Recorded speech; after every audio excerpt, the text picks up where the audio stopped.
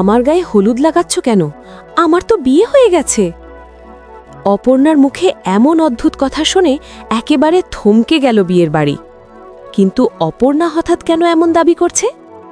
Star জলসার জনপ্রিয় serial চিরদিনই তুমি যে আমারের আগামী পর্বে আসতে চলেছে এক বিরাট ধামাকা। আর্য এবং অপর্ণার গায়ে হলুদের আয়োজন করা হয়েছে একই মণ্ডপে।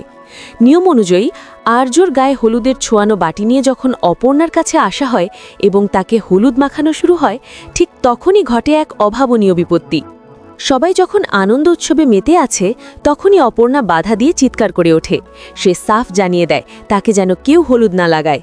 অপর্ণার মা সুমি চরম অবাক হয়ে তাকে বোঝানোর চেষ্টা করেন যে আজই তো তার বিয়ে। কিন্তু অপর্ণা কারো কথা মানতে নারাজ। সে সবার সামনে স্পষ্ট জানিয়ে দেয় যে তার বিয়ে হয়ে গেছে এবং রাগে সেখান থেকে চলে যেতে থাকে। এখন প্রশ্ন হচ্ছে, অপর্ণা কেন এমন আচরণ করছে? তবে কি তার ভেতরে এখন রাজনন্দিনীর আত্মা বা সত্তা পুরোপুরি জেগে উঠেছে? কারণ আমরা জানি রাজনন্দিনীর তো আগেই বিয়ে হয়ে গিয়েছিল। অপর্ণার এই অদ্ভুত আচরণ কি আর্য আর তার বিয়েতে বড় কোনো বাধা হয়ে দাঁড়াবে?